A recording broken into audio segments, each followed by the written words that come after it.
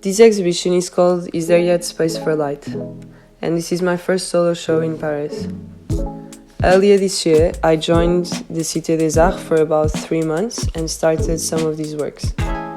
Some of them were initially mounted in fruit boxes due to the fact that it was an element I could find everywhere in the streets of Paris.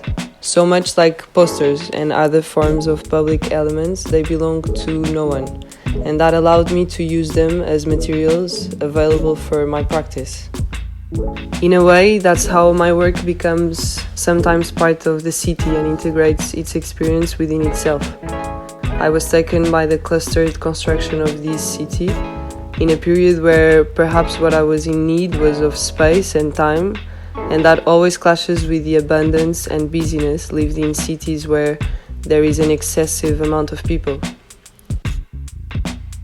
Like many of my works, here the pieces become site-specific, about the architecture and the behavior of humans in spaces.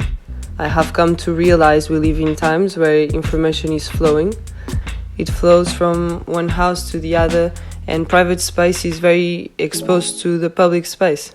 We cannot see things so well, therefore we are becoming blurred in our own opinions and starting to lose our sense of individual critique and interpretation. It's too easy to get tangled into too many perspectives, and I feel like we are constantly being overloaded with information, perhaps too much. There are progressively subtler borders between things, and many are merging into one another, so everything becomes more subjective.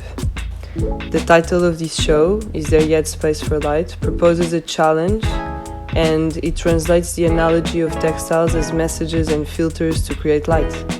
Light here is a metaphor for new thought, new ways of visualizing.